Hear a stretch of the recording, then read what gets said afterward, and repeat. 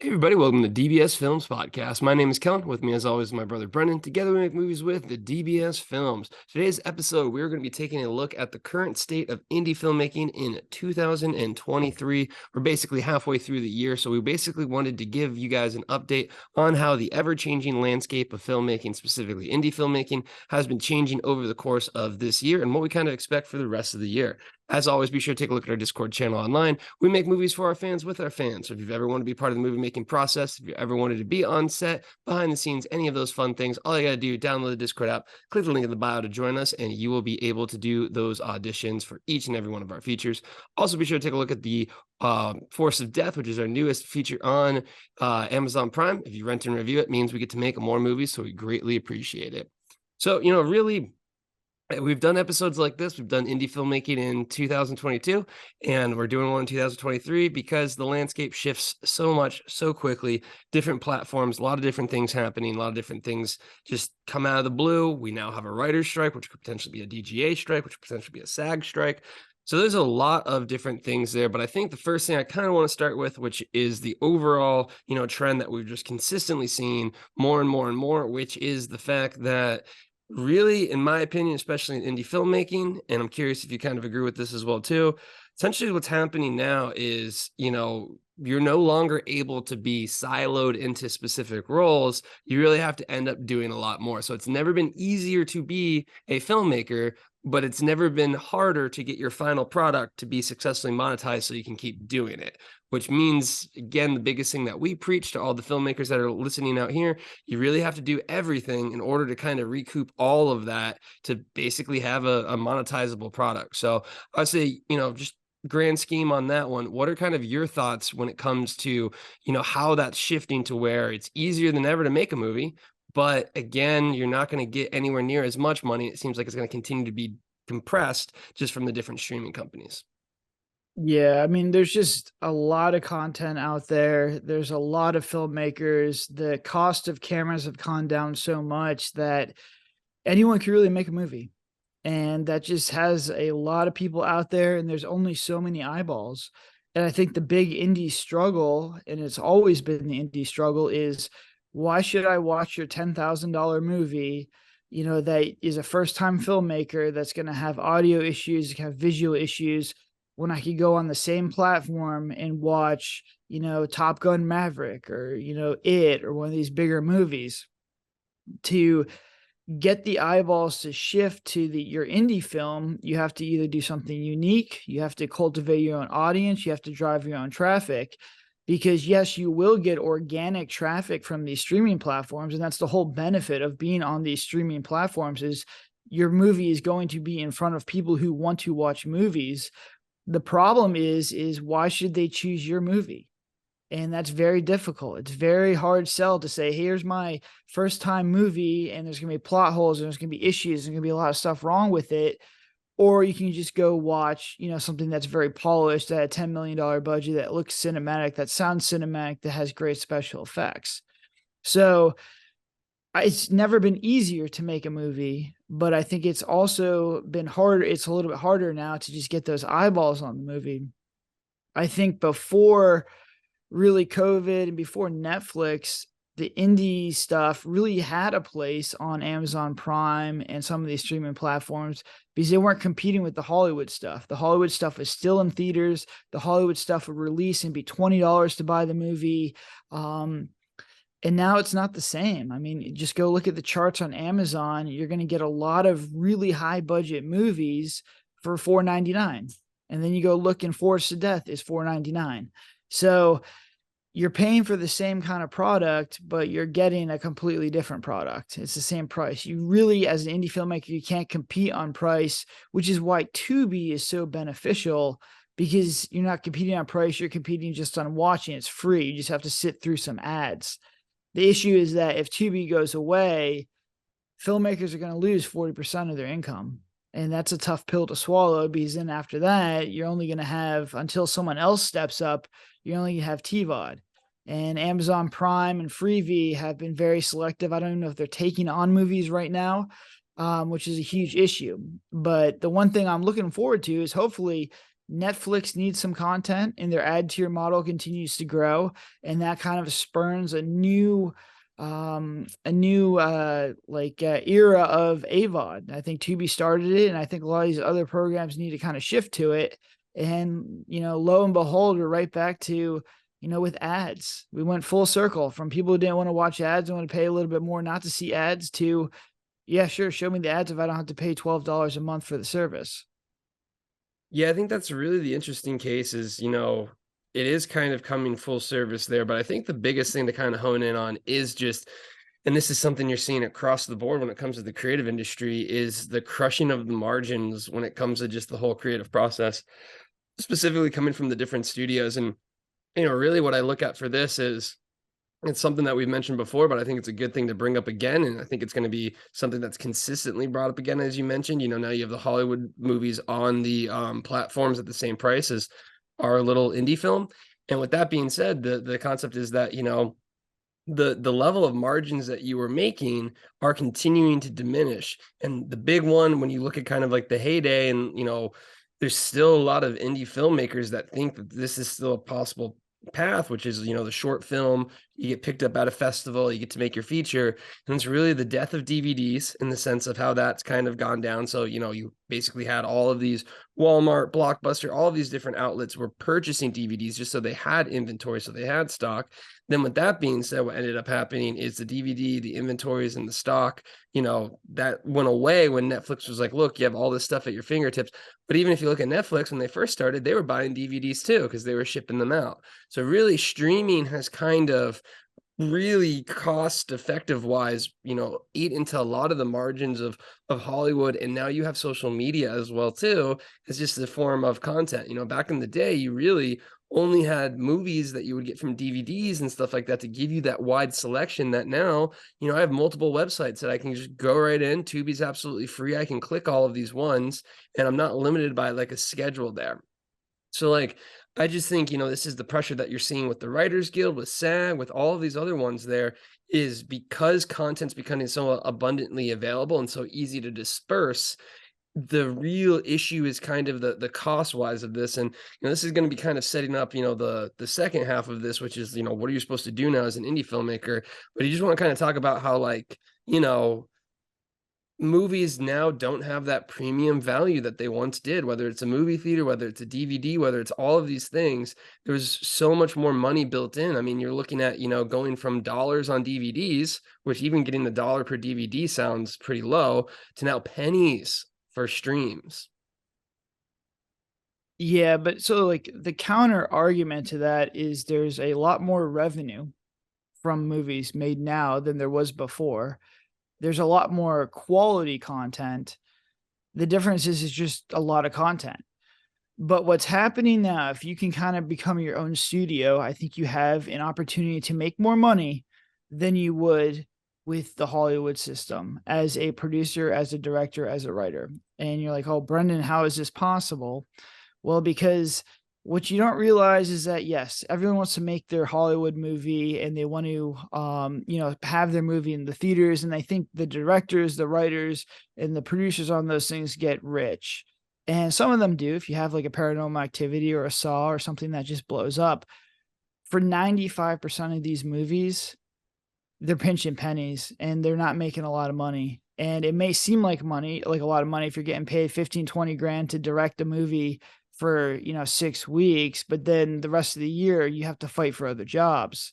And then if that's not even the case, you probably have to work on pre-production and production after that, for the whole thing. So all of a sudden you're doing 6 months of work for, 10, 15, $20,000 as a director for hire. And it doesn't look as lucrative. And then we get into the deals now with some of these films. Unless you have the golden elevator and you have Netflix, HBO, Hulu in the back pocket, you're better off kind of going the aggregator route or just a distribution company that has maybe isn't as big as Vertical or as, Lionsgate or some of these big ones. The smaller ones are catering to indies and they're getting work, and the indie filmmakers are getting their money back. And I think a lot of people they go for the most prestige. This whole industry is just so caught up on just prestige of my movie's in the theaters, and my movie's on this platform, and my movie got this kind of deal. Well, those deals are usually really bad deals, and a lot of people who worked on those deals never saw a penny. And this is what you see with Netflix now, where Netflix is literally, they've offered, literally less than five figures for a filmmaker's money, and they just say, hey, we'll take it for exposure. And then people do it because they wouldn't be offering if they wouldn't do it. And sometimes the same thing with like Tubi will throw some offers out there that are just, kind of ridiculous, but it's exposure. And I think that is so ingrained in the filmmaking like legacy of all the filmmakers just want the prestige of being here and doing this, and having that on your resume, that they're kind of forgetting that this is a business and you have to make business decisions. A lot of times the best business decision is to go with the person who's going to get your money back so you can make another film. You see a lot of horror stories where filmmakers have signed with companies that have big distribution deals, and they guarantee they can get on these platforms. And then 6 months later, they have $100,000 marketing cap and they can't get their money back, and they would have been better just on Film Hub. So I think that this is the mindset of this industry that needs to change. You are entrepreneurs, you are businessmen, you are producing content, and you have to sign the best deal, as opposed to, filmmakers who are going for, the prestige, the big hit. And it may happen, but man, that golden elevator, as I referenced earlier, is paved with just dead bodies of filmmakers left and right. Yeah, and I think, looking at these two episodes, this first one's going to kind of highlight the conditions that we're currently in, but then I think the next episode will highlight, okay, here's what you can do, and here's the different benefits that you can have from just embracing, newer models with it. But I think what this kind of causes a major issue too, and I think the first thing that we want to point out with is this is something I think I see all the time with just different podcasts we listen to, just listening to people who go to film school, kind of what the experience is. And realistically, you have to understand that this landscape shifts so quickly and is evolving so quickly, because now you have not studios, but you have tech companies leading the charge of kind of getting this content out there and pushing things there, that you really can't even plan for what the future of filmmaking is going to be versus, even like, again, a lot of people are stuck in the past of, hey, this is the traditional route. And I think the biggest fallacy now is the concept that, you're going to get picked up, in the sense of people are going to give you that opportunity. You basically have to make that opportunity yourself nowadays. And the caveat for that opportunity is it's now easier than ever to make that full feature. I feel like I'm starting to see people realize it. Like there's a whole big movement where people are like, features are the new shorts. So, to highlight this, it used to be, you'd make a short, the short did really, really well, it proved yourself, then you have someone in a studio saying, hey, I like this person, they did a good short, let's go ahead, give them a whole bunch of money, and then they can make their feature. That was kind of the concept. And I think the middle ground was, it used to be, hey, if you made a feature and the feature is really good, we'll give you more money to make another feature. And then you would make a bigger feature. So maybe your first feature was an indie low budget feature, and then it again did really good at a film festival, then you get picked up. I feel like what we're seeing now is, even then, the only people that are getting those deals have already proven themselves successfully, in the sense of creating this content and getting to this point to where they don't even need, that bump up from a Netflix or from, those people. And what's happening is, it's way less of, hey, let me take a chance on this person from the different studios, and way more of, let's pick and choose for the best project with these best people that we have. And the whole time, let's kind of try and keep the costs down. So, almost to me, and kind of phrasing this, is really what I think is ending up happening a lot is, you now need to shift from someone, I think the Duplass brothers have like, the cavalry is not coming when it comes to like their reference on like, someone's not going to come to make your movie, you have to basically make it there. I think you really need to have that mindset shift where you need to find a way to be successful without any help, because really there's just so much content and things out there in different ways there, that it's not as consistent of a path anymore. And more importantly, it's not going to pay well, because, again, they're going to keep an eye on their margins, they're going to keep an eye on everything. So you want to kind of discuss how, that shifting concept of, if you prove yourself, you'll get a big budget, has now basically shifted to, no, you need to make money before we even consider paying you more money. Like you're saying, exposure, in the sense that that is why someone took that Netflix deal. They took that Netflix deal because in their mind, they were probably like, okay, well, I'm not making any money on this one, but now I can go to someone and be like, hey, I'm on Netflix. Problem is, you go to someone like, hey, I'm on Netflix, and they don't care. Yeah, I think that's a big issue too. And you'll see a lot of like filmmakers that have done really cool stuff in the past are just still struggling to get their projects made. It's a complete struggle. But it's just kind of wild to me that on HBO you can watch shows and on Netflix you can watch shows, and there's independent filmmakers that make more money off Tubi, make more money off Amazon and Vudu than those filmmakers got paid to, make that show. And there's probably a lot of them. And I think it's just the rise of like the filmmaker entrepreneur is the big thing. You have to be a business. The movie is your product. You have to find your audience and you have to market it. And it seems like a lot of work, because it is. It's very difficult to do this. But the reward is that you can keep complete control of the creative process. You can make whatever movie you want to make, and you can stick to your own timeline. If you want to make 6 movies in a year, you can do that. If that's another thing, like if you're working on a Shutter original, it could be 18 months from start to finish to get that thing uploaded. And a lot of people on that, if you're going to work on production and a whole bunch of other things, be involved in this, somebody didn't pay for their Zoom. Is going to be, it's going to be an issue. So like essentially what happens is you might be working on a project for 18 months and you might not even like that project. You could be a director for hire where, I'm going to go out here, I'm going to make 6 movies next year or this year, and they're all movies I want to make. And I think a lot of people, they all get, they look at the prestige and they look at the the money and the exposure and everything from this industry, but they really forget to look at the creativity, which is the heart of this. You're doing this because you want to be creative. You want to, tell your stories, your own ideas. And man, there's just a lot of horror stories, probably just as many horror stories about directors who work with a producer or try to raise more money or try to take the next step. And they either got fired from the project or had all their creativity stripped away. Go look at James Wan and what happened to him with the Dead Silence movie. It almost destroyed his career. The same thing with David Fincher. I think he did like the Aliens movie and almost destroyed him. He went back to commercials for a while.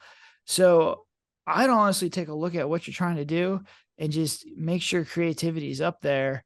And then you have a path to get your money back. And I think you'll be in good shape at that point. Yeah, I think that's really the big one, and kind of the last thing for this episode to, really highlight the big difference that you mentioned there is speed in filmmaking and consistency there. Because basically, as we mentioned, now it's easier than ever to make movies, but it's harder than ever to basically recoup your costs on the movies when it comes to like streaming and getting cover or getting paid for what you're actually making on them. It's pennies for the streaming sites.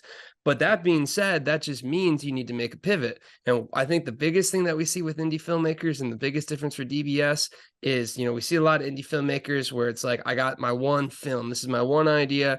I'm going to make this. This is going to be great. Then I'll be able to make my next film. Should take me maybe 3 to 5 years. And to give you guys an idea, we're making 4 features this year. And on top of making 4 features this year, we're shooting to release 3, if not 4 features. So I think the big difference now has really turned into quantity over quality. Not saying that quality has to sacrifice itself, but it gives you more at bats. It gives you more chances for those breakthrough. It diversifies. And on top of that, you end up building these piggy banks of residuals. And I think the indie filmmakers that we see that are successful are the indie filmmakers that are basically consistently producing. They built up a whole catalog of different movies that are consistently collecting these things that keep the cost down on the movie. So it's kind of a 2 thing, instead of making 100 grand movie, make 4 25 grand movies. We always kind of recommend having more for multiple reasons. 1, you get better. 2, it gives you more opportunity of revenue.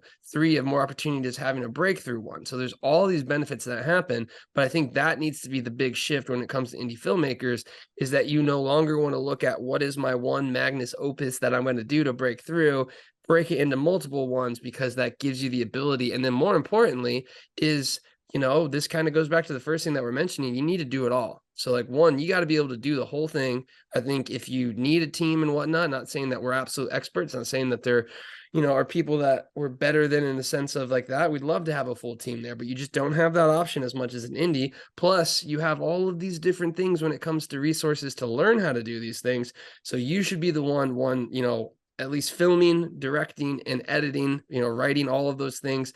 Really try and, minimize all of those things, but then also maximize the amount of movies you make is going to be the way to look at it. So I think you have to have that mindset now.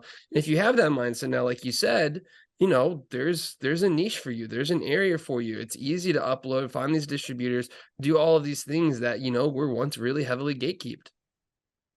Yeah, I mean, I definitely think in how crazy everything is happening and how quickly everything's happening, all the doom and gloom, there are probably 10 to 15 filmmakers right now who are doing very, very well. There's a lot of them that are making movies, they're getting their money back, and they're becoming a business. But they all have the same things in common. They make a lot of movies.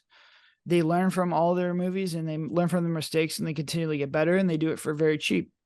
And that's just how it is. I really think the whole mindset of you need $1 million to make a movie has to go away. And until that mindset shift goes away, then you're going to have a lot of people that are just continually be in trouble. You make a movie for $100,000, your first movie, you don't have any stars in it, you're going to be in trouble. If you make your first movie for $50,000 and you don't have, access, or you can't pass quality control, you're going to be in a lot of trouble. But I think the filmmakers who can make those movies for under $50,000, who have access to a lot of these middle tier distribution companies, just on visibility alone, you have a good shot at getting your money back. The filmmakers who understand how to build and cultivate an audience, who understand how to drive traffic to this, it can be very lucrative very, very quickly. If you can get your money back within a year, then you essentially have 6 years of passive income coming through. And the cool thing about movies is that income, it really falls off. Like, it falls off a lot, but it does kind of stay there, stays consistent. And the cool thing that we're seeing now is that as we're releasing more movies, when we release Force of Death, Murder House saw an uptick, Girl in Cabin 13 saw an uptick, our back catalog of The Hateful Eight saw an uptick. And so it's showing you that you can actually stack these movies. And, once you have a lot of movies, if you can find one fan, they'll watch one of your movies, but then they'll go watch the other 13.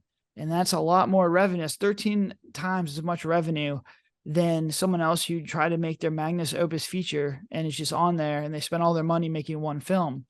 I like to see the day when DBS has 30 movies up on a catalog, active catalog. So that's 17 plus what we have now. And they're all high quality movies, and maybe some of them are series. And I think we can find, at that point, I could go out there and I could spend a lot of money on Facebook ads and be like, all right, just got to find one person that likes our stuff and they'll watch all 30 of them. And all of a sudden that math kind of shifts. And when that math kind of shifts, it allows us to scale up a lot more, because that one viewer, that one eyeball is worth a lot more than, someone else who just has one movie. It's just basic math. And that's why a lot of studios do a lot of stuff. Asylum has a lot of movies, and they find the people who like that genre of movie, those kind of movies, and they kind of bring them in. And the reason they can have higher budgets is because they understand that audience, that one viewer to them is probably worth 10 times as much as it is to us. But, we're going to get there. And that's, the long-term game plan. Yep, that's really the case. So again, that's going to wrap up this episode. Next episode, we're going to give you kind of more specifics and, more importantly, how you need to go from being just a studio to being a community, as we see that being the biggest shift. And I think that's why we believe that we are pretty well set for the, next few years when it comes to movie making and filmmaking, because I think we have a cutting edge idea and concept here. As always, be sure to take a look at our Discord channel online. Be sure to take a look at Force of Death as well, because that means we can go ahead and make more movies. But until then, have a good one.